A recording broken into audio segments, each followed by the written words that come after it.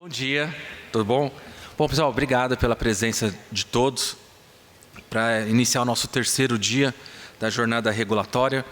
Hoje o nosso assunto é ações de melhoria regulatória da Anvisa, regulação ágil e estímulo à inovação. Então, esse painel abordará a regulação sanitária e as consultas públicas setoriais como instrumentos de construção regulatória, com foco na aplicação do sandbox regulatório no setor de dispositivos médicos, a partir dos aprendizados do projeto piloto. Em cosméticos, serão discutidos benefícios para a regulação experimental, participação do setor regulado e da geração de evidências para subsidiar futuras normas.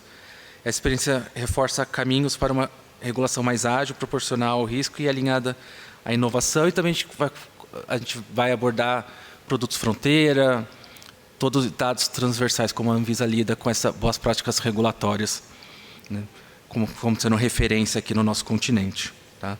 Então, para o palco, eu convido o Henrique Mansano, assessor-chefe substituto da Assessoria de Melhoria da Qualidade Regulatória na Anvisa, farmacêutico sanitarista, servidor desde 2014, atua em qualidade regulatória, avaliação de resultados e aprimoramento de instrumentos como análise de impacto regulatório e análise de resultado regulatório.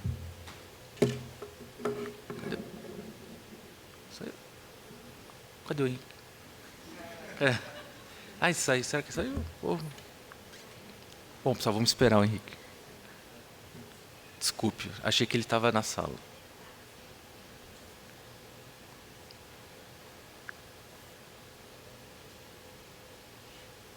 Vamos esperar.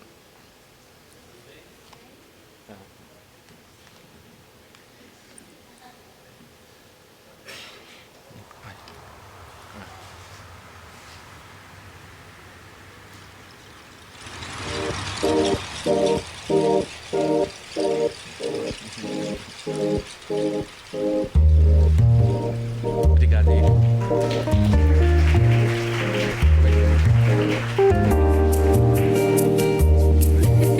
Bom, pessoal, e para moderar esse painel, eu convido a Célia Ayara, gerente de assuntos regulatórios na Philips Medical System, doutora em informática e gestão do conhecimento, com mais de 20 anos de experiência em dispositivos médicos, atua no desenvolvimento de processos e práticas de gestão do conhecimento na área regulatória. Obrigado.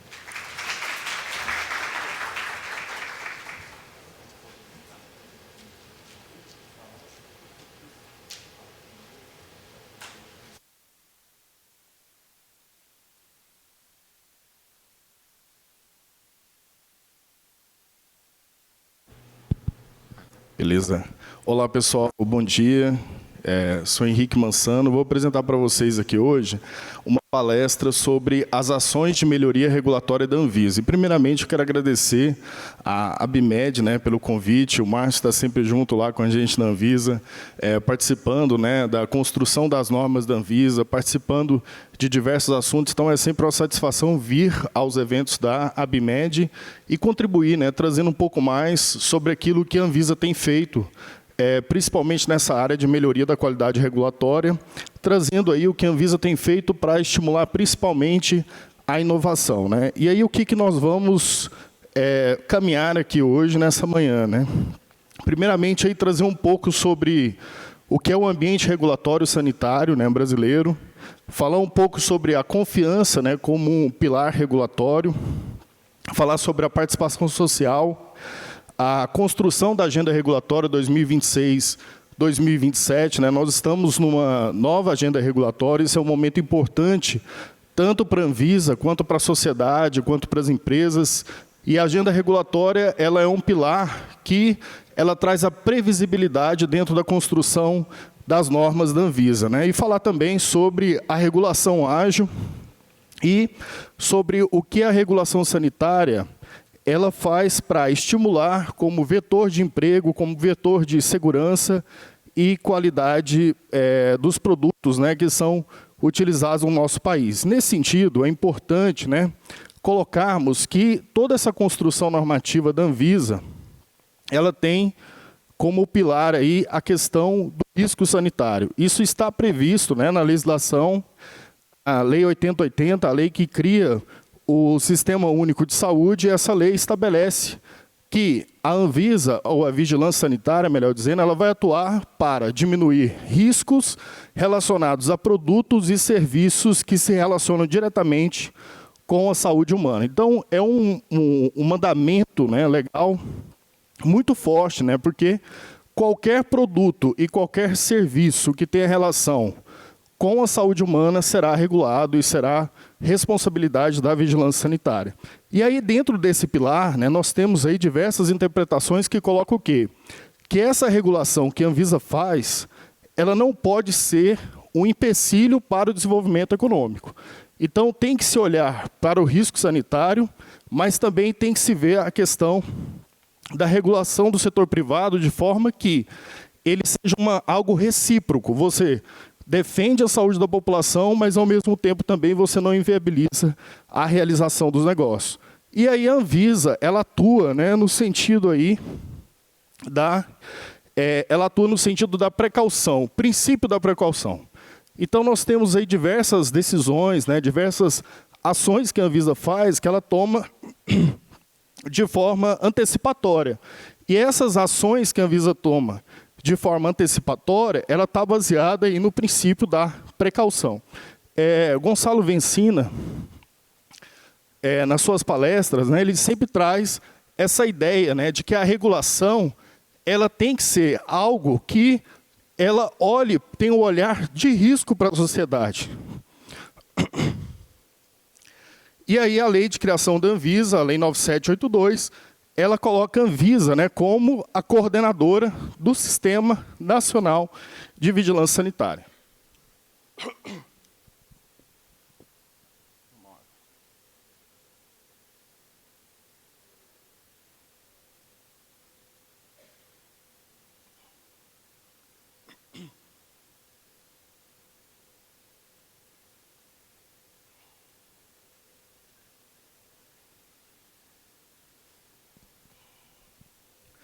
E ao colocar a Anvisa, né, como coordenadora do Sistema Nacional de Vigilância Sanitária, ela estabelece que a Anvisa ela vai lidar com diversos atores, né, quando ela estiver fazendo a construção normativa. E isso a gente percebe, né, em diversos momentos em que passa pela criação de normas da Anvisa. Nós tivemos casos aí, por exemplo, né, o caso recente relacionado ao IP, que a gente percebeu que diversas forças, né, começam a atuar quando a Anvisa começa a realizar a sua função institucional, baseada principalmente no princípio da precaução. Então, isso está muito claro, né, dentro dessa arena que se forma nessa construção. Mas algo, né, que a Anvisa tem atuado e ela tem demonstrado de uma forma muito consistente é que a confiança ela é o pilar, ou seja, não é mais você ver o setor regulado como um opositor ao desenvolvimento. Não, pelo contrário, é você estabelecer uma relação de confiança com esse setor regulado para que essa confiança ela possa ser o motor do desenvolvimento do país. Então, não se baseia mais essa regulação da Anvisa como a regulação baseada no cabo de guerra, em que de um lado você tem o Estado, né, puxando a corda para um lado e o setor regulado puxado para o outro. Esse modelo, né, que em algum momento ele pode ter existido, ele é um modelo que ele não leva ao desenvolvimento institucional, porque em algum momento essa corda ela vai romper para um dos lados, ou seja, um dos lados vai cair nesse abismo. E a ideia da regulação não é essa. Eu acho que regulação, a melhor metáfora, né, para regulação é assim, pensar, por exemplo, naquela sintonia do rádio, né? Quando a gente vai fazer a sintonia do rádio, a gente busca ali a melhor sintonia para que a gente pegue a melhor frequência. Então, a regulação é isso, é você também buscar a melhor sintonia para você chegar na melhor frequência. E aí, dentro desse modelo, né, nós temos diversas fases que envolvem a regularização de um produto. Nós estamos aqui na Anvisa, nessa edição, né, como já é tradicional, com o stand da Anvisa. E lá no stand da Anvisa, até convido a quem ainda não foi ao stand da Anvisa a passar por lá. A gente tira dúvidas, né, conversa com a sociedade, com as empresas, para tentar entender as dificuldades existentes nessa relação com a Anvisa. E aí, lá no stand, a gente percebe que o pessoal chega falando, eu quero fazer um desenvolvimento de um negócio, eu quero fazer a importação de um produto, eu estou com a ideia de entrar com um parceiro e tal. Aí, quando a gente começa a conversar para tentar entender melhor a proposta, para tentar auxiliar, o que a gente percebe, né? É que não há ainda nem a regularização da empresa. Então, o primeiro passo é ter a autorização de funcionamento da empresa. Ou seja, você tem todo um ciclo que primeiro precisa ser cumprido antes de chegar na regularização do produto em si, antes de se chegar na importação do produto. E isso são etapas que não são etapas burocráticas. Todas essas etapas aqui, elas são momentos em que o Estado brasileiro ele começa a controlar o risco da atividade. Então, você faz, primeiramente, a autorização da empresa para ter um controle do risco da empresa. Depois, faz uma certificação do funcionamento daquela empresa para você conseguir verificar se aquela empresa é capaz de repercutir a qualidade de fabricação do produto em todos os momentos que ela for fabricar aquele produto. Depois você regulariza o produto. Então veja que é uma crescente de risco. E uma vez que você regularizou o produto, você permite com que aquela empresa faça a comercialização, mas continua fazendo monitoramento para que neste monitoramento você consiga verificar se aquele benefício-risco que foi inicialmente instituído, se ele continuou. Ou seja, essa relação pré-mercado e pós-mercado, ela é contínua. E aí a gente tem diversos modelos, né? A gente percebe que a regulação ela começa a sair um pouco mais desse pré-mercado e começa a voltar mais para o pós-mercado, para os dados de mundo real, para a realidade de fato. Porque nós sabemos que a gente só vai conhecer de fato o produto depois que ele estiver o quê? Em uso na sociedade como um todo, né? Porque você sai daquele ambiente controlado e você entra no ambiente do que a gente chama aí de ambiente da vida real. E aí, dentro desse contexto, nós temos o compliance, que é o que as empresas buscam, né? Que é seguir as normas. E aí, algo, né, que a gente tem disseminado dentro da Anvisa é a ideia de que a empresa não necessariamente ela quer descumprir o compliance. Pelo contrário, ela quer cumprir o compliance.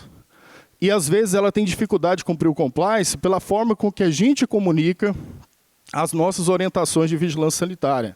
Pela forma com que, às vezes, as nossas normas estão também construídas.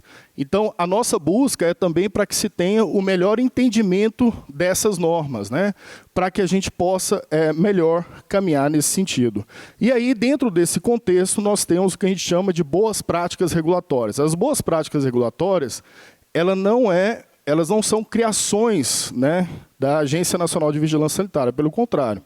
Elas são incentivadas pela OCDE e essas boas práticas regulatórias, elas começam principalmente pelo quê? Pela agenda regulatória, que é o instrumento de previsibilidade que nós utilizamos nessa comunicação com a sociedade. E aí a gente começa o que a gente chama do ciclo regulatório, com a análise do impacto regulatório e, depois que a norma já está instituída, a realização da avaliação do resultado regulatório.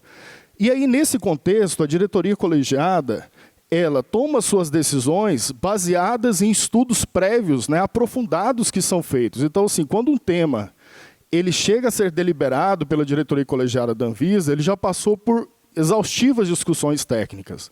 Então, os temas são muito analisados, né? E no caso da construção das normas, envolvendo principalmente aí a sociedade.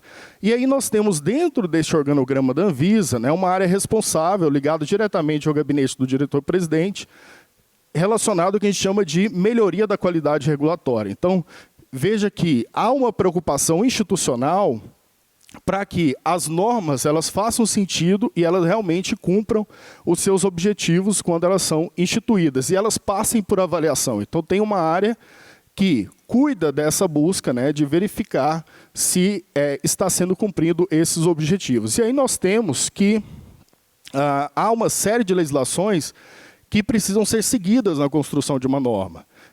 E a principal delas é a lei das agências reguladoras, né? A lei 13.848, que ela estabelece esse pilar regulatório em que a Anvisa está instituída. Mas há também acordos, né, que se tornaram decretos federais, por exemplo, o acordo do Brasil com os Estados Unidos, que traz a importância da agenda regulatória, né? Inclusive, por exemplo, se você acessar o site da Anvisa, você consegue monitorar todo o andamento da norma. Isso vem de uma necessidade também é lógico que é também uma ação de melhoria regulatória, mas ela vem também dessa parceria. Porque imagina só, para o investidor internacional, ele precisa ter previsibilidade sobre aquilo que será instituído pela Anvisa. Então, imagina, você vai investir no país, você tem que saber se aquelas normas que existem no momento do seu investimento, se elas vão continuar existindo daqui 5, 6 anos, e se elas forem mudar, o que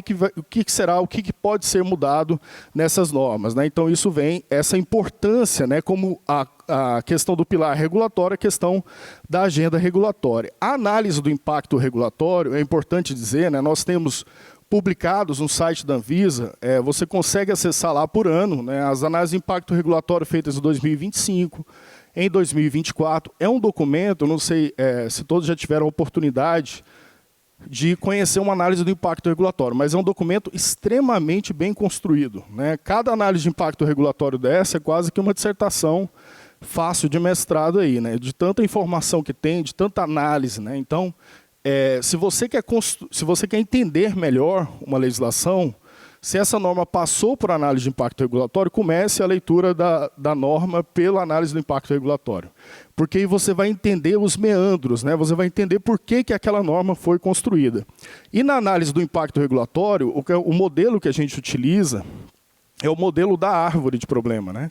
Então, você tem lá a causa raiz daquele problema, você tem o problema em si, que seria ali o tronco da árvore, né? E você tem as consequências desse problema. Então, quando você constrói a norma, você está atacando as consequências deste problema. E ao atacar as consequências desse problema, você busca um objetivo com isso. E aí é o que você irá avaliar depois, quando for realizar a avaliação do resultado regulatório. Então, a avaliação do resultado regulatório é o eterno ciclo PDCA, né? Então, o nosso trabalho na Anvisa e o trabalho das empresas também é um eterno ciclo PDCA. E para a construção das normas, a ideia é a mesma. Então, primeiro você faz esse estudo inicial, constrói a norma entra em vigência, depois você vai monitorar se essa norma, de fato, ela está cumprindo o objetivo dela, né? E aí nós temos algumas situações em que, por urgência, por exemplo, né, algum tema que surge, né, uma necessidade de regulamentar algo que não era esperado, né? Então, nesses casos, tem o que a gente chama de dispensa de análise de impacto regulatório. Quando a gente dispensa uma análise de impacto regulatório, o decreto 10.411, ele determina o quê? Que, obrigatoriamente, a agência reguladora faça uma avaliação do resultado regulatório. E o entendimento disso é bem claro, né? Você vai fazer uma avaliação do resultado regulatório porque você não teve tempo de estudar antecipadamente aquele problema antes da tomada de decisão. Então, por esse motivo, para garantir uma segurança jurídica também, faz-se uma avaliação posterior para saber se aquela norma está cumprindo, de fato, os seus objetivos. A consulta pública é um momento importantíssimo. Eu trago aqui um exemplo da consulta 1361 de 2025, né, que lida aí sobre o modelo de fiscalização. E a gente percebe que tem consultas que têm uma ampla participação social, né, porque elas impactam mais diretamente na vida do cidadão. E a Anvisa, ela realiza a consulta pública, e aquelas contribuições que a sociedade faz, elas são contribuições que são avaliadas, né, uma por uma, cada uma daquelas contribuições. E é muito interessante acompanhar esse trabalho, porque é um momento em que os técnicos da agência, eles se voltam, de fato, para os temas que estão sendo discutidos e começam a refletir sobre qual é a opinião da sociedade, qual é a opinião das empresas sobre cada um daqueles artigos ou cada um daqueles dispositivos que foram construídos. E depois disso é gerado um relatório. Se você acessar, por exemplo, nessa mesma consulta pública, 1361, você vai encontrar esta imagem. Ela é bem interessante, esse gráfico, porque ele mostra quais são os artigos, quais foram os dispositivos da minuta normativa que mais receberam participações. Então, isso serve para que a gente possa avaliar, a sociedade possa avaliar esse termômetro sobre essas contribuições e do que a sociedade está pensando, né, sobre essa contribuição. E, no final, é gerado um relatório, né, que é um documento de transparência social, em que a área técnica responsável por aquela consulta pública, ela faz uma avaliação geral, né, das contribuições e daquilo que as contribuições influenciaram para a mudança normativa ou para manter a proposta de minuta como estava. Então, é um documento que ele tem assim, um poder muito forte de comunicar com a sociedade e de dar uma resposta, um feedback social sobre a construção da norma, né, o relatório da consulta pública. Aqui eu trago o exemplo da bula digital, porque essa foi uma proposta normativa que, normalmente, quando a gente abre as consultas públicas, elas têm, a maioria das participações delas são relacionadas, são as próprias empresas contribuindo, né? São os fabricantes que têm, vamos dizer assim, os interesses econômicos fazendo as contribuições. Mas essa da bula digital, ela é um case que chama bastante atenção, porque ela teve uma ampla participação da sociedade. A maioria das contribuições, e foram contribuições bem volumosas, né? Se a gente for observar ali, ó, foram 1.499 contribuições de cidadão ou consumidor, né? Porque nós sabemos que a bula ela faz parte aí do dia a dia da população, né? Todo mundo conhece o que é uma bula digital e facilmente identifica. E, de repente, aliás, conhece uma bula impressa, né? E aí, de repente, a Anvisa veio com uma proposta de acabar com a bula em papel e alguns tipos de medicamentos, né? Então, isso mexeu muito com o dia a dia das pessoas. As pessoas começaram a falar, tá, mas eu não uso a bula, mas eu quero receber a bula. Era como se o cidadão começasse a pensar, tá, mas e aí, o preço do medicamento vai diminuir, você vai retirar a bula. Como se a bula, eles consideravam, né, a sociedade, que a bula em papel é como se fosse um direito ali do próprio consumidor do produto, né? Mas aí teve toda uma discussão, foi um case muito interessante, né? Inclusive essa norma, depois eu vou comentar um pouco mais, ela envolve aí um aspecto de regulação ágil, porque ela é uma norma que ela tem um caráter experimental, né? Ela tem um prazo de validade específico. Então, é um caso em que repercutiu muito na população e, por isso, a população fez questão de participar bastante. Só que, normalmente, nesses assuntos de grande repercussão social, eles acabam não se esgotando no âmbito da Anvisa. Mesmo a Anvisa tendo regulamentado o tema continua sendo debatido no Congresso Nacional. Então, tem um projeto de lei que é um projeto de lei até um pouco ousado, né, com todo respeito aos parlamentares, mas que tenta retirar a atribuição da Anvisa de regular a bula digital, né? Então, é uma questão é um case bastante interessante esse aqui em termos de regulação, em termos de vigilância sanitária. E, como todo tema bastante popular, né, ele envolveu aí participação na reunião da diretoria colegiada da Anvisa, de atriz, né? Então, teve muita discussão a respeito dessa questão da bula digital. É um tema que ainda continua repercutindo, né? E aí, dentro desse campo, o que a diretoria tem pensado temas mais polêmicos, né? Temas que envolvem uma intervenção talvez maior na sociedade, ou então uma intervenção maior no ponto de vista econômico das empresas, ela acaba indo também para a agenda de avaliação do resultado regulatório, sinalizando para a sociedade que aquele tema ele continua sendo estudado e ele continua sendo avaliado. E o que é essa avaliação do resultado regulatório? Então, pensando aí na ideia do ciclo PDCA, a avaliação do resultado regulatório é a avaliação no sentido de, depois que a norma já está em vigência, você fazer o estudo da norma. Mas é qualquer norma que vai para a agenda de avaliação do resultado regulatório? Não, né? Existem requisitos para que uma norma vá para a agenda de avaliação do resultado regulatório. E um dos principais requisitos é que ela tenha uma ampla repercussão econômica, né? Que tenham impactos significativos em organizações, em grupos específicos, né? Então, veja que essa norma, por exemplo, que eu acabei de citar, ela conversa bem com esses requisitos. E aí nós temos duas categorias de normas que vão, de assuntos que podem ir para a agenda de avaliação do resultado regulatório.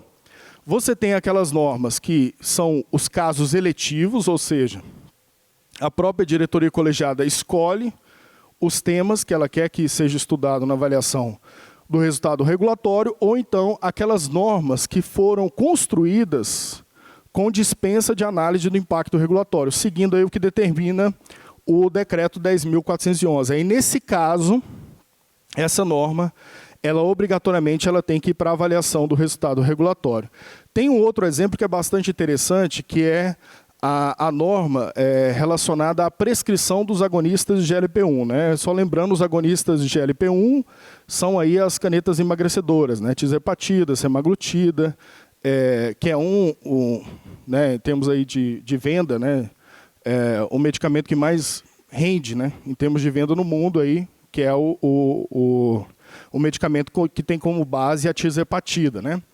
E aí, a partir de dados, e aí eu mostro aqui a conexão que existe entre essa construção normativa e entre o monitoramento do mercado. A partir de dados de farmacovigilância, né, como existem os dados de tecnovigilância, a Anvisa percebeu a necessidade de mudar a forma de prescrição desses produtos. Então, esses produtos eles sempre foram produtos sob prescrição médica.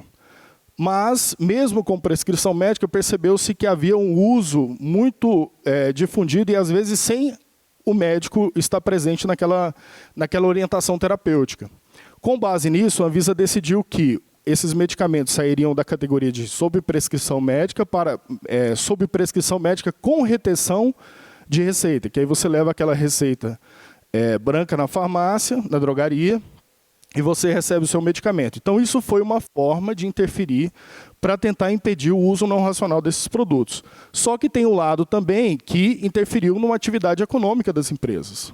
Então, veja o quanto é difícil casar esses dois aspectos, né, na atividade regulatória. Com base nisso, de maneira eletiva, a diretoria colegiada decidiu por incluir este tema na agenda de avaliação do resultado regulatório para saber se, de fato, essa intervenção regulatória ela trouxe o ganho em termos de segurança para a saúde da população. Né? Então, essa avaliação do resultado regulatório ela está, neste momento, sendo realizada. Né? Para dispositivos médicos, né, eu trago aqui um exemplo de uma avaliação do resultado regulatório que foi uma avaliação do resultado regulatório muito bem construída pela área técnica, que é relacionada à implementação da regularização de autoteste para detecção de antígeno, né, lá na época da Covid-19, e essa avaliação do resultado regulatório, ela entrou na agenda por ter sido construída por urgência. A norma foi dispensada de AIR. Então, por esse motivo, ela entrou na avaliação. E lá no site da Anvisa, você encontra, tem essa mesma tela, né? E você encontra lá o relatório, caso queira conhecer o relatório de avaliação do resultado regulatório dessa norma. E a agenda regulatória, ela tem, a agenda de avaliação do resultado regulatório, ela tem uma diferença em relação à agenda regulatória. A agenda regulatória em si, e aqui é um ponto que muita gente faz confusão, a agenda regulatória ela é uma previsão de construção de normas, e ela vale por 2 anos, então por isso 2026, 2027. A agenda de avaliação do resultado regulatório, ela tem um período maior, ela é o período de 4 anos. Ela coincide obrigatoriamente com o mandato presidencial. Então, no primeiro ano do mandato presidencial, inicia-se uma agenda de avaliação do resultado regulatório que tem que se encerrar no último ano desse mandato. Então, veja que o decreto ele tem um entendimento por trás disso. Hoje, a Anvisa tem 21 normas, né, que estão em avaliação do resultado regulatório. A sua maioria é obrigatória, né, por aquela questão da dispensa de AIR, e já existem 9 normas eletivas. Se a gente for observar ao longo do tempo, a gente percebe que a Anvisa tem colocado cada vez mais normas eletivas na agenda de avaliação do resultado regulatório. Por qual motivo? Porque ela começa a perceber que é o momento de você avaliar e de melhor construir e também de gerar conhecimento para a construção de outras normas. Né? A maioria das normas que estão hoje na agenda de avaliação do resultado regulatório são de medicamentos, mas temos também normas relacionadas a dispositivos médicos. Né?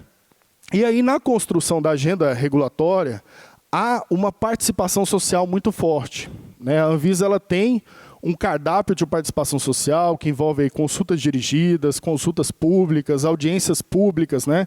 Então, são momentos em que a Anvisa ela dialoga o tempo todo com a sociedade para tentar entender a percepção da sociedade sobre o problema regulatório que está sendo discutido. E aí, quando é publicada a agenda de avaliação, você encontra lá no site da Anvisa organizado por macrotemas, quais são os temas que serão debatidos e serão deliberados pelos próximos anos, né? Então, na construção desta última agenda, tivemos aí um amplo aspecto de participação social. Então, foi recebido muita contribuição social do setor regulado, de cidadãos, e aí são contribuições, em sua maioria, que trazem a realidade do que está acontecendo para que seja verificado, e realmente essas contribuições elas influenciam, né, na construção da agenda, né? Ela traz o melhor entendimento sobre aqueles temas que estão na agenda. Aqui, a maioria dos temas que nós recebemos na construção da agenda 2026-2027 foram de alimentos, depois medicamentos, assuntos transversais, e aí nós temos ali produtos para a saúde. Então veja que produtos para a saúde está sempre sendo muito discutido pela sociedade, né? Então, demonstrando a relevância também desse canal. E aí qual é o grande desafio da Anvisa, né? O grande desafio da Anvisa é receber todas essas contribuições e avaliar essas contribuições e dar a resposta para a sociedade de uma forma efetiva. Para a gente conseguir tratar esse grande número de contribuições, né, foram aí mais de 2.000 contribuições que nós recebemos, a gente desenvolveu uma inteligência artificial que é chamada de Agrupa Participação Social. Então, ela permite agrupar informações para que se faça uma avaliação qualitativa daquilo que foi apresentado pela sociedade.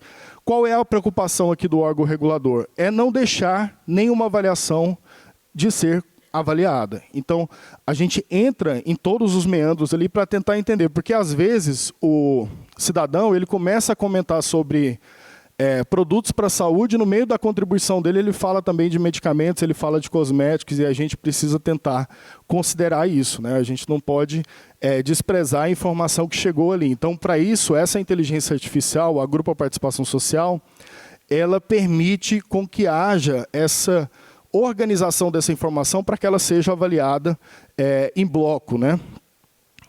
E aí, nesse sentido, nós fizemos aí a etapa final e chegamos a uma agenda regulatória que tem 161 temas. Aqui, o que nós temos? Nós temos um peso muito grande para a Anvisa, né?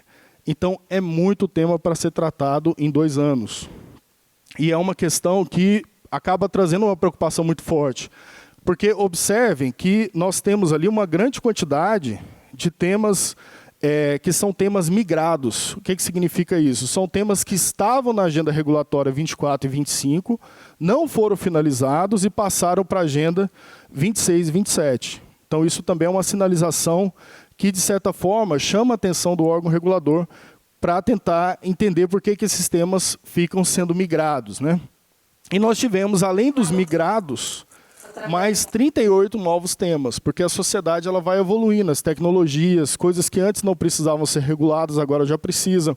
Então, isso começa a trazer mais temas para essa agenda. Então, se, por um lado, a gente não consegue esgotar a agenda como um todo, e, por outro, a gente recebe novos temas, então isso vai contribuindo para inflacionar ainda mais essa agenda regulatória, né? E aí, a sociedade, né, seguindo o princípio aí da transparência, a sociedade ela pode acompanhar a evolução desses temas na agenda regulatória, né? Então, você acessa lá, pelo site da Anvisa, eu até deixei o link aqui na apresentação, você acessa pelo site da Anvisa, tem um painel de BI, cada uma dessas telinhas aí é um painel de BI, em que você consegue avaliar como que está o andamento de cada um desses temas. Se ele já passou por consulta pública, se passou por consulta pública, tem um link da consulta, se passou por IR, tem um link da IR. Então, isso permite com que a empresa, a associação como a BIMED, ela possa acompanhar aqueles temas que são de interesse e aí fazer um contato direto com a Anvisa e acompanhar o andamento desses temas, né? E aí nós temos hoje, então, uma agenda que tem 161 temas, a maioria deles de medicamentos, e veja lá, dispositivos médicos, podemos dizer, aí, considerando que de assuntos transversais, terá assuntos também que vão estar relacionados com dispositivos médicos, então dispositivos médicos está entre os 3 primeiros ali, vamos dizer assim, né? Tirando essa ideia dos assuntos transversais, né? E você consegue também ver aqui um panorama, né? Esse BI ele é atualização diária. Você consegue saber o andamento dos temas, a mudança desse status da execução da agenda, o que está passando por dispensa de AR, o que está tendo realização, o que foi para a agenda de avaliação do resultado regulatório. Então, veja que é um instrumento, né, de muito controle que as associações e a sociedade pode fazer, e inclusive também os órgãos de controle adoram esse BI que a Anvisa disponibiliza, né?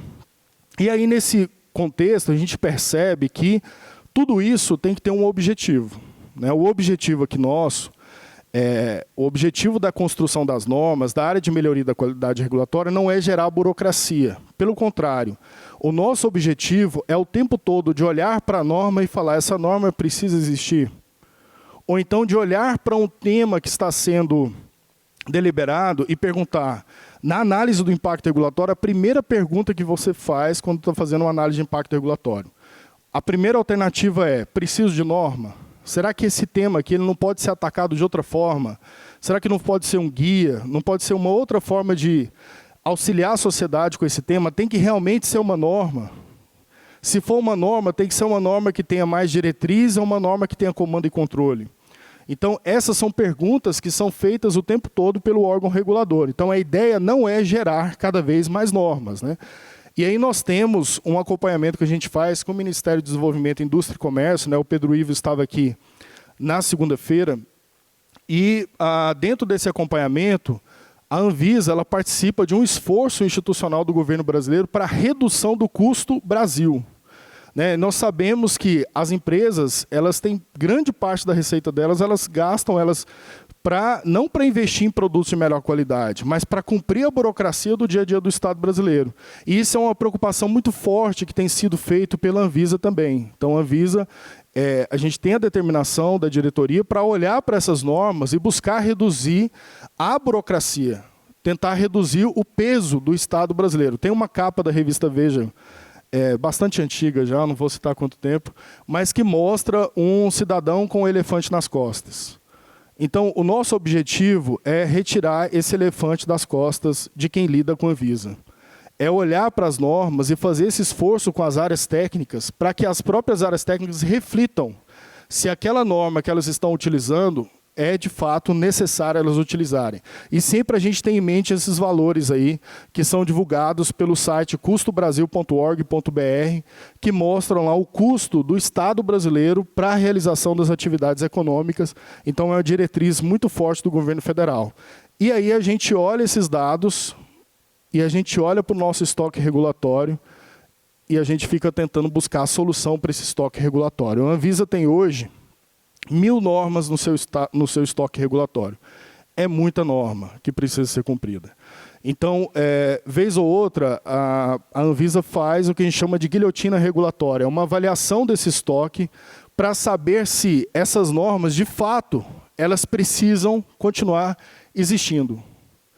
E quando a gente percebe que a norma não precisa ficar existindo, a gente usa esse termo aí, que é um pouco agressivo, né, que é a guilhotina regulatória, e a gente retira do universo jurídico da Anvisa normas que são consideradas obsoletas, ou normas que poderiam ser portarias, ou normas que nem deveriam existir, né? Então, a gente faz sempre essa avaliação. E aí, algo também que chama muita atenção, né, é a questão da idade média das normas da Anvisa. Então, veja, a idade média das normas da Anvisa hoje está em 12 anos. Então, esse é um ponto também de preocupação, porque a evolução tecnológica ela é muito grande, né? Por exemplo, o ano passado, vamos imaginar em janeiro do ano passado, a gente não falava tanto de inteligência artificial como nós falamos hoje, né? Hoje em dia as pessoas conversam em rodas de família, né, em qualquer lugar, falando sobre ChatGPT, sobre LM Notebook, assim como fala de coisas corriqueiras da vida. Então, essa evolução tecnológica, ela também tem que ser refletida nas normas que já estão no mercado. Então, isso faz com que tenha esse olhar, essa necessidade de fazer essa avaliação do resultado regulatório contínuo dessas normas, né? E aqui eu separei, lá por esse mesmo painel de BI, isso aqui tudo são informações públicas que vocês encontram no site da Anvisa.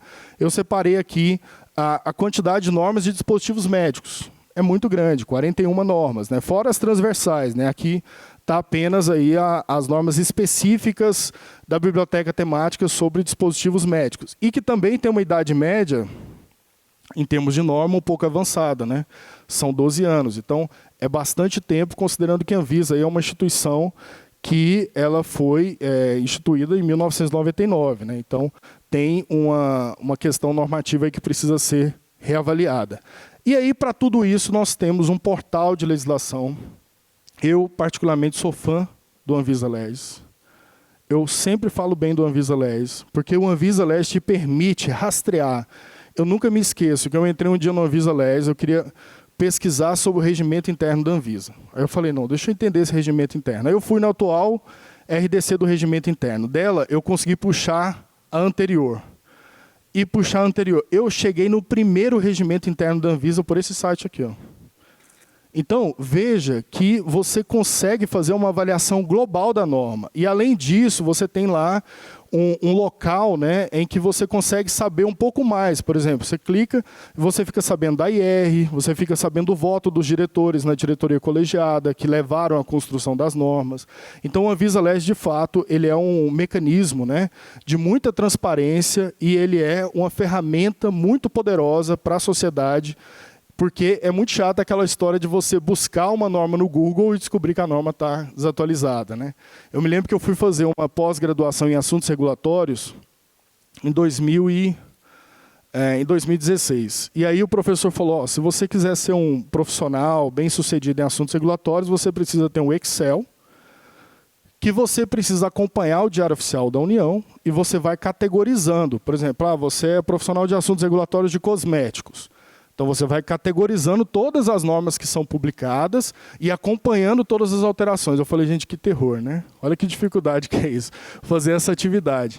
E agora, hoje, você tem isso tudo aqui. Ó. Antes, as empresas elas tinham que pagar uma consultoria para que essa consultoria fornecesse as informações que hoje o Anvisa Legis fornece de forma gratuita para a população. Então, o Anvisa Legis ele é, de fato, uma grande conquista aí, que a sociedade teve, né, porque ele permite essa transparência, é um grande serviço que a Anvisa presta para a sociedade. Né?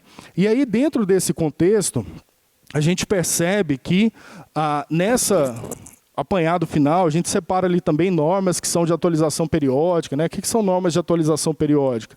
São aquelas que mudam algum conteúdo, mas não muda o mérito da norma em si. Né? Então, por exemplo, você tem lá a portaria 344, que traz quais são as substâncias de uso controlado no nosso país.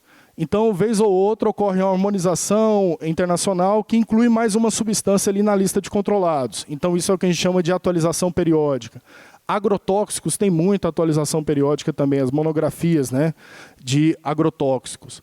E aí, a gente tem algumas ferramentas novas que a Anvisa começa a utilizar para impulsionar cada vez mais o desenvolvimento econômico sem abrir mão da segurança sanitária para o nosso país. E aí nós tivemos agora aprovada na primeira reunião da diretoria colegiada da Anvisa, deste ano de 2026, foi aprovada a primeira norma de sandbox regulatório da Anvisa. Então é uma norma específica, né, que trata ali do plantio de cannabis, mas existe uma discussão de uma norma mais ampla dentro da Anvisa, que é para a regra geral de sandbox regulatório.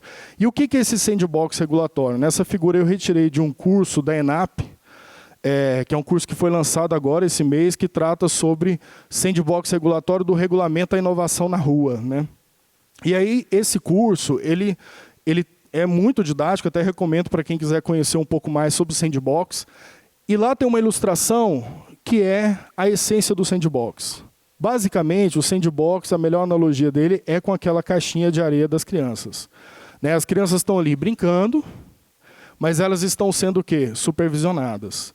Então, quem está cuidando das crianças escolhe, né, a caixinha de areia que elas vão brincar, não vai deixar elas brincar em qualquer areia, e fica acompanhando o tempo que elas ficam ali brincando, se não tem uma que está jogando a areia na cara da outra, enfim, você começa a monitorar o risco daquela caixinha de areia. Se no meio daquela areia não tem uma pedra, não tem alguma coisa que possa machucar, a ideia do sandbox é a mesma. Você cria um ambiente regulatório e nesse ambiente regulatório as empresas elas vão poder experimentar novos serviços. Né? E isso que foi feito com essa norma, a RDC 1014 de 2026, que institui um ambiente regulatório experimental para testagem controlada de atividades relacionadas a cannabis para fins medicinais. Então, é uma norma que ela ainda está em fase de implementação, mas eu trouxe aqui para a palestra porque ela é a primeira norma que trata do sandbox na Anvisa. Até então, não havia nenhuma. Então, ela já traz uma ideia, né, nessa construção normativa do que será a norma geral de sandbox regulatório da Anvisa. Outras agências já avançaram um pouco mais a respeito do sandbox. A Agência Nacional de Transporte Terrestre, a ANTT, ela foi uma das pioneiras. Ela desenvolveu o sandbox para o chamado free flow. Basicamente, o que é o free flow, né? Todo mundo já passou por uma barreira de pedágio. A barreira de pedágio tradicional é o quê? Você chega no pedágio, fica naquela fila de carros, aguardando a hora de você passar pelo guichê. Aí, quando você vai passar, a mulher fala assim para você, só aceita dinheiro. Aí já causou um abalo, né? Basicamente, agora eles já estão aceitando cartão, graças a Deus. Mas no início era só dinheiro, né? Aí você tinha que esperar o troco, aquela história toda. Isso aí já enrolava muito. Aí depois começou o cartão.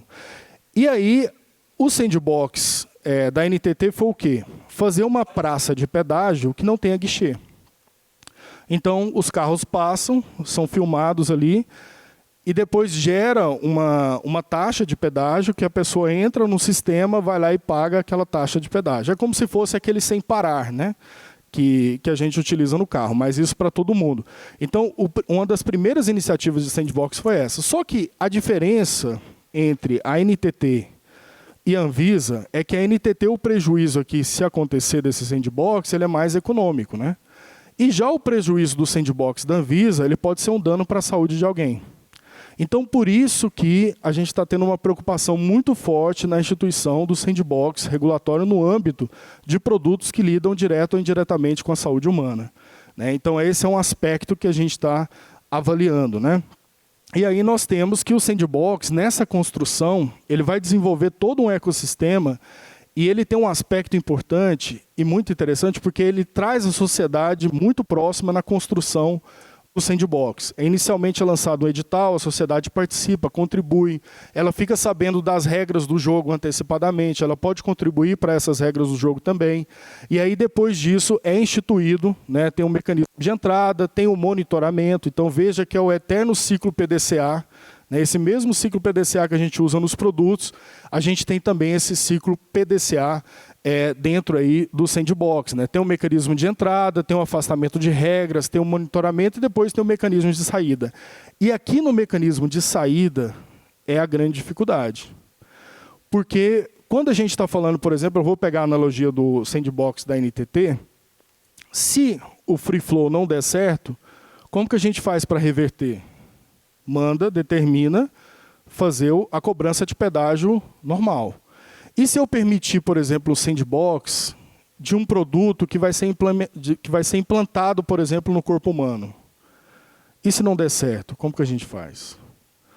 Se for um medicamento e não der certo, como que a gente faz? Então, você tem esses aspectos do risco, né, da avaliação do risco, que ela precisa ser muito mais complexa dentro desse sandbox. A Anvisa já tem, né, a área de melhoria da qualidade regulatória, nós temos uma coordenação, que é uma coordenação de análise do impacto regulatório, ela já disponibilizou no site da Anvisa, eu convido vocês a conhecerem lá em regulamentação. Nós temos lá toda uma explicação sobre o sandbox e como que está sendo o andamento do sandbox regulatório dentro da Anvisa. Temos um projeto piloto de sandbox em andamento, que é o de cosméticos personalizados, né? Porque hoje a regularização de cosméticos ela só permite a fabricação de cosméticos que são, vamos dizer assim, homogêneos. Todo mundo que for comprar o cosmético vai comprar com a mesma característica, né? Então, aqui é um teste para algo de um cosmético que seja específico para uma determinada pele.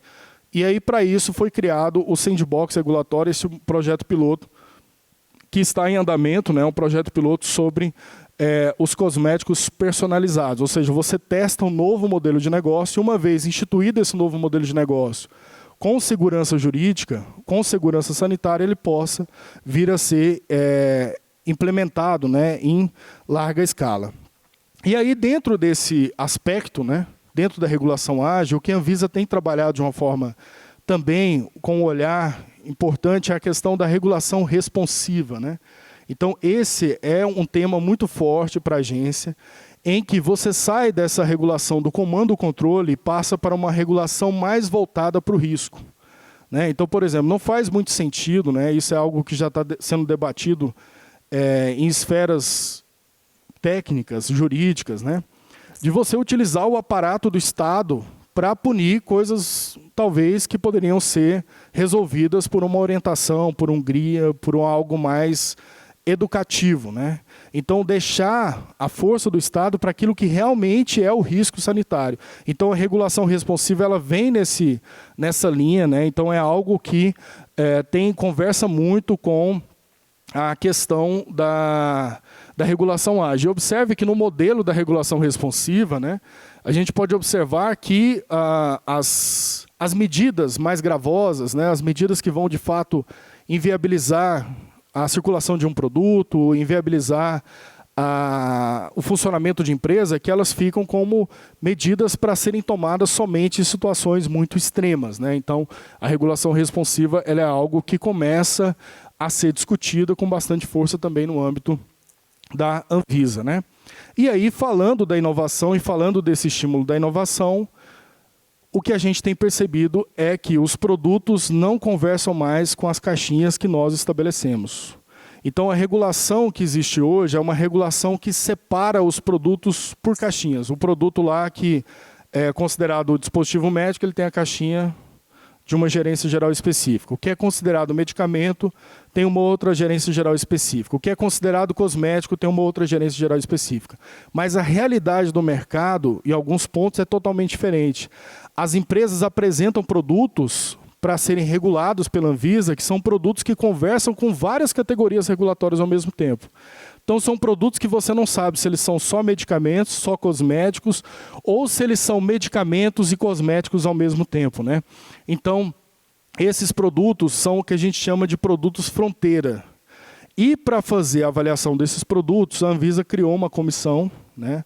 A Comissão de Avaliação de Produtos Fronteira, que ela recepciona esses produtos que as empresas apresentam, e a gente faz uma avaliação inicial. Essa área está vinculada à assessoria de melhoria da qualidade regulatória lá dentro do gabinete do presidente, e a gente faz uma avaliação inicial e depois a gente passa essa avaliação pelas outras áreas, né, para que as áreas possam se manifestar dentro das suas caixinhas sobre essa proposta, mas aí depois a gente precisa chegar, né, a uma decisão sobre como que se dará o enquadramento desses produtos. Então, é uma comissão que trata do enquadramento dos chamados produtos fronteira.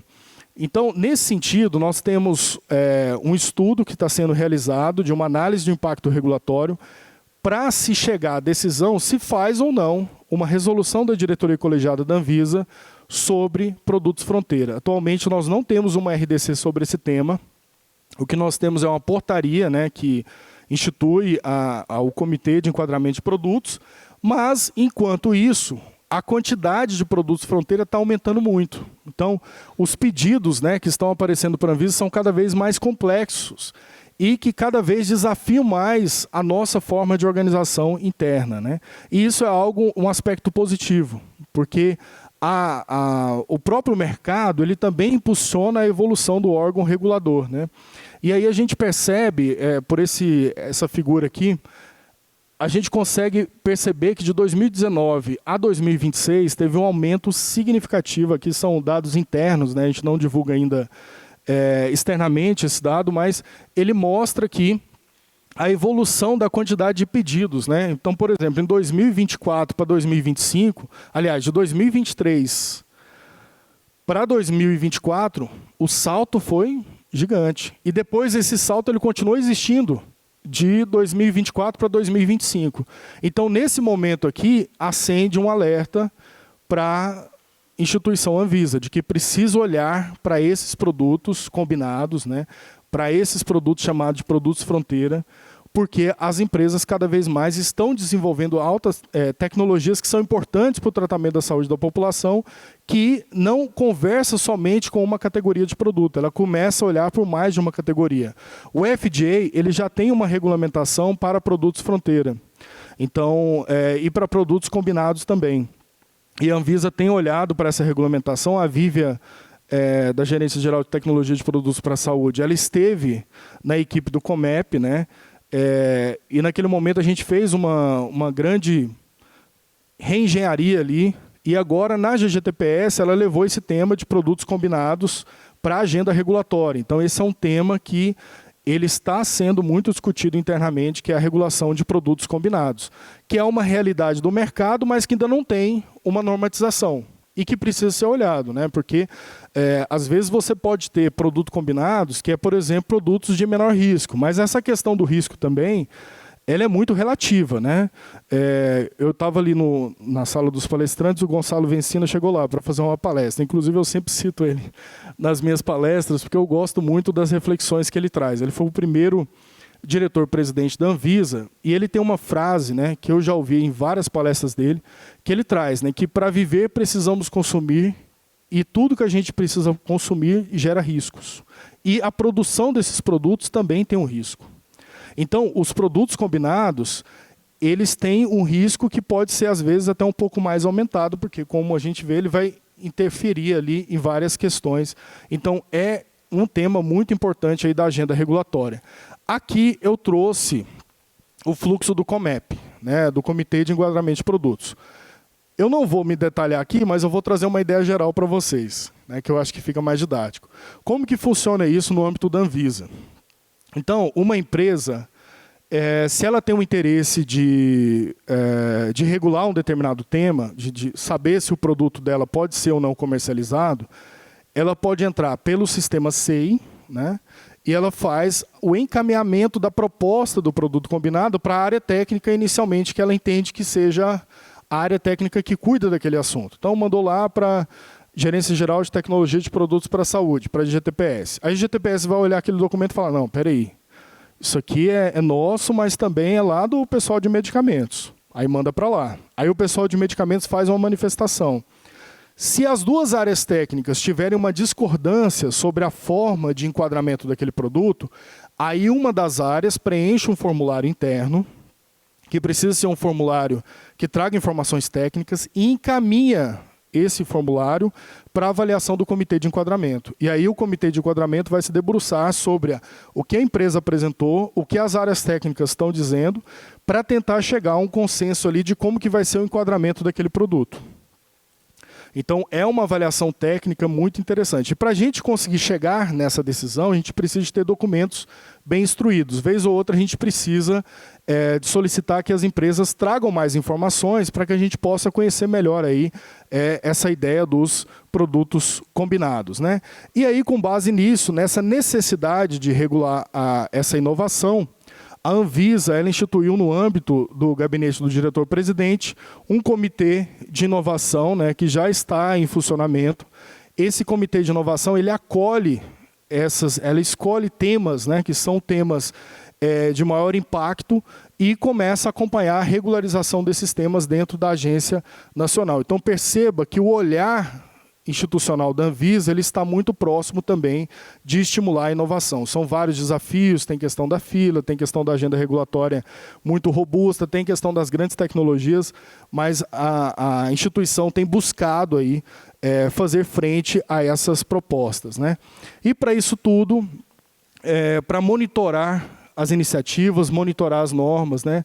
Seguindo aí a ideia de a necessidade de ter indicadores claros para monitorar o desenvolvimento das normas, a Anvisa desenvolveu o Monitora Reg, que é um sistema interno da Anvisa, né, que ele faz a categorização das normas e categoriza os indicadores que são utilizados para acompanhar essas normas e saber se elas estão ou não cumprindo o seu papel, lembrando lá daquela árvore, né, que eu mostrei para vocês, a árvore de problema, em que a gente tem lá o problema regulatório, os objetivos regulatórios, e saber se aqueles objetivos regulatórios que foram construídos com as normas, se eles de fato estão sendo cumpridos, e eles estão de fato sendo alcançados por esse sistema, né?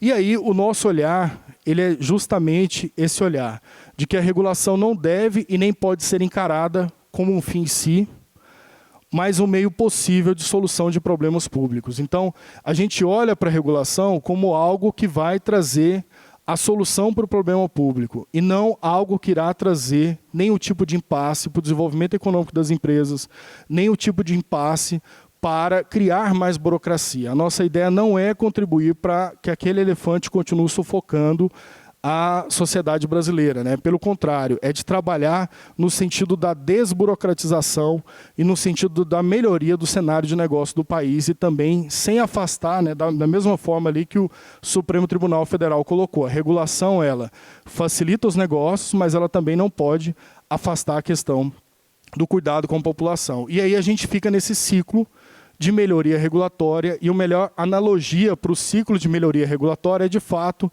uma corrida de atletismo, né? Se a gente observar aí as Olimpíadas, a corrida de atletismo, aqueles atletas ali de alta performance, eles estão sempre buscando melhorar o seu tempo, né?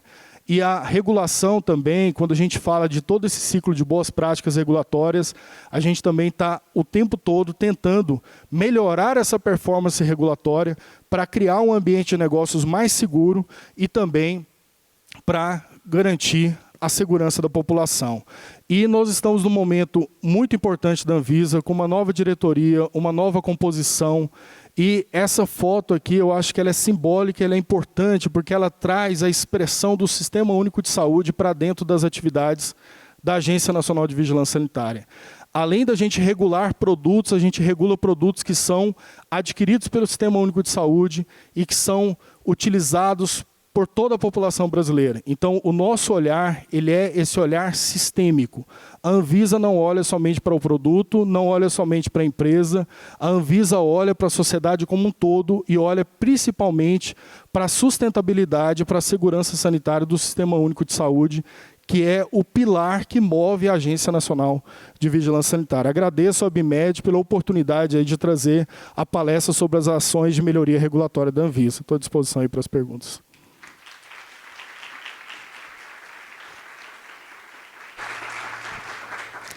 Bom dia a todos. Primeiro, eu gostaria de agradecer ao Márcio pela oportunidade de fazer a moderação desse painel. Doutor Henrique, obrigada pela apresentação.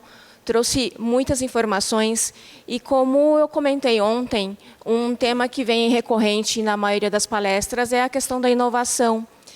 E aqui eu queria reforçar o nosso agradecimento à Anvisa por todas as ações e esforços que elas têm implementado para conseguir acompanhar essa realidade, para proporcionar as melhores soluções tecnológicas para a população, para a saúde da população, sem abrir mão da segurança. Vou ser bem honesta, eu tinha umas 7 perguntas, mas como você tinha bastante conteúdo para trazer para a gente, eu vou precisar resumir em umas 3 perguntas. E aí uma questão que eu queria pedir, se você conseguiria explicar, a questão da regulação ágil, ela pode parecer um pouco abstrata para o setor ainda. Você conseguiria nos dar um exemplo da diferença entre a regulação tradicional com essa regulação ágil? Perfeito. Essa pergunta ela é muito oportuna, Célia, porque ela permite com que a gente possa contextualizar e explicar melhor o que é essa ideia da regulação ágil, né? Eu acho que uma norma que a Anvisa instituiu, que representa bem o que é essa questão da regulação ágil, é a RDC 885, que eu citei na palestra, que é a norma de bula digital. Então, essa questão de instituir a bula digital nos medicamentos, ela começou muito forte, principalmente na pandemia, né? Na pandemia nós tivemos aí uma disrupção em termos assim logística, né? Então faltou papel, tinha uma série de dificuldades para as empresas. E aí muitas empresas começaram a trazer excepcionalidades de uso de medicamentos no país. Não sei se está falhando aqui, tá? Oi. Obrigado. Bem melhor agora, hein? Rapaz, vocês não estavam ouvindo nada, nem eu. Que é isso? Mas ficou bom demais. Não, mas aí voltando ao assunto, né, a pergunta é muito oportuna. Então, é interessante, porque na época da pandemia de Covid-19, nós tivemos uma disrupção logística. Faltou papel, as empresas precisavam de entregar os medicamentos, e aí teve vários pedidos de excepcionalidade para comercialização de medicamentos sem bula. Então, a partir dali, já começou um embrião dessa história toda de você não precisar da bula na embalagem dos medicamentos. Passada a pandemia, esse tema voltou novamente, teve a aprovação de uma lei no Congresso Nacional que trouxe para a Anvisa a possibilidade de regular, a determinação para que a Anvisa regule a presença ou ausência de bula impressa na embalagem dos medicamentos. Como vocês perceberam, pelo número de participação social, é um tema que mexe com a vida das pessoas, porque o pessoal começou a questionar, falar, mas eu moro aqui, onde eu moro a minha internet é horrível, se eu precisar de ver a bula do medicamento, como que eu vou fazer? E lá naquela unidade hospitalar, que é uma unidade hospitalar que fica numa região muito remota, que não tem uma boa logística, se o médico precisar ver a bula do medicamento, como que ele vai fazer para acessar a bula do medicamento? Então, é um assunto que tinha várias vertentes. A Anvisa poderia regular esse assunto da forma tradicional, que seria fazer uma norma perene, né? Ou regular esse assunto de uma forma de regulação ágil, que seria uma regulação experimental. A Anvisa, acertadamente, fez o quê? A regulação experimental da bula digital. Então, o que nós temos hoje, a RDC 885, ela é uma norma que é uma regulação experimental, ela tem prazo de validade, ela já está conectada com a avaliação do resultado regulatório. Então, esse é um exemplo bem claro de uma regulação ágil, em que você, ao invés de regular, ao invés do Estado regular de uma forma determinística, final, ele faz uma regulação experimental. Então, inicialmente, retira a bula de medicamentos que são de medicamentos de embalagem múltipla, depois avalia, será que a gente pode escalar para outros tipos de produtos? Então, esse é um exemplo claro do que a gente chama aí de regulação ágil, né? E também, aproveitando o gancho, essa questão também do sandbox, né? O sandbox é também uma forma de regulação ágil, né? Se a gente for buscar, por exemplo, eu até convido vocês, são documentos públicos, né? O voto do diretor relator dessa norma do sandbox regulatório, lá tem mais explicações do ponto de vista da Anvisa sobre a construção dessas normas, então vale a pena conhecer também. Documentos públicos, né? Obrigada pela resposta. E aproveitando esse gancho do sandbox, eu queria ver se você consegue dizer para a gente quais foram os critérios que a Anvisa olhou para aprovar esses projetos. O primeiro que foi o da cannabis, que já foi aprovado, e agora o outro que ele está sendo analisado, né? Você pode dizer quais foram os critérios que fizeram com que a Anvisa decidisse por essa abordagem? Essa pergunta também é muito importante, porque quando a gente pensa no sandbox regulatório ou na regulação experimental, você tem que ter uma forma de controlar o risco. Esse é o principal ponto, né?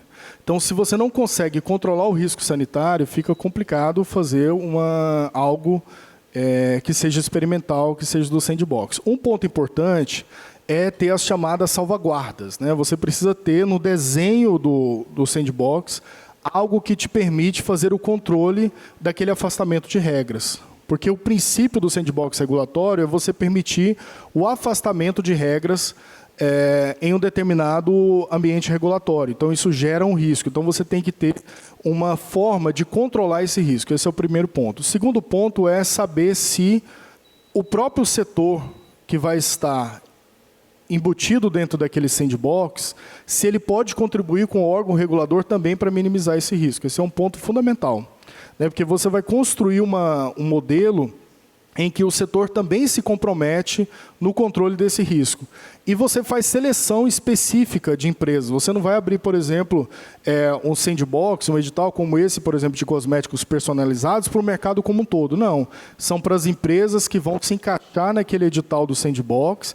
E esse edital foi construído com a participação social. Então, a regra do jogo ela é muito clara antes do sandbox ser instituído, né? Então, esse é o principal ponto. Você precisa ter um objeto, que seja um objeto que te permita fazer o controle desse objeto. O segundo ponto você precisa ter os participantes também envolvidos nessa construção e também envolvidos na manutenção do cenário para evitar com que o risco ele possa se agravar, né? Obrigada. E aí, falando sobre abordagens mais flexíveis ou adaptação da evolução dos nossos produtos, eu queria entrar um pouco no assunto dos produtos fronteira. Do ponto de vista das empresas, quais são as dicas que vocês poderiam passar para estruturar a forma de consulta para o Comep? Essa parte é importantíssima e você nos dá uma chance de falar um pouco mais sobre qual é a expectativa que a gente tem quando a gente recebe um documento do Comep. Acontece, primeiramente é importante deixar claro que o que vai ali para o comitê é algo que as próprias áreas ainda não conseguiram decidir sobre a forma de regular ou a forma de tratar aquele tema. E para que a gente possa conseguir manejar essa questão, a gente precisa de documentos bem instruídos. E como o fluxo do Comep, do Comitê de Enquadramento, ele é algo novo também para as empresas, às vezes as empresas elas têm receio de mandar informações sobre o produto, Mas esse receio não precisa existir, porque há todo um sigilo industrial. Então, a gente acolhe essa documentação, a gente verifica todos os dados. Então, é importante que, quando a empresa ela faça a instrução processual lá no sistema SEI, que ela traga o máximo de informações possíveis. Isso aí vai evitar, por exemplo, da gente ter que solicitar reunião com a empresa, As reuniões vão levar bastante tempo. E vai evitar também com que a gente tenha que demandar mais áreas para tentar entender aquela documentação. Então, instruir bem o documento é um ponto fundamental para que... E pode pedir reunião específica também, antes de instruir, com a área do Comep, para tentar entender qual que é essa coisa, a reunião de pré-submissão. Antes de submeter essa documentação, conversar com a área específica, porque às vezes também o que acontece, a gente não colocou nesses dados aqui, mas acontece muito de documentos, de propostas que entram pelo Comep, mas que na avaliação elas não são do Comep, elas são de uma área específica. Então, uma reunião de pré-submissão, isso pode também facilitar e evitar essa demora, evitar essa análise muito demorada. Obrigada pelas respostas. Para fechar, eu acho que essa conversa ela trouxe um ponto central, que a regulação ela não é estática, ela está em constante adaptação para acompanhar a evolução aí da tecnologia e das necessidades da sociedade. Ficou claro também que instrumentos como a agenda regulatória, a participação social e iniciativas mais flexíveis, como o Sandbox, apontam para um modelo cada vez mais dinâmico. Um ponto importante também é que inovação e regulação elas não são forças opostas, elas evoluem juntas. Agora eu vou passar a palavra para o Márcio para finalizar.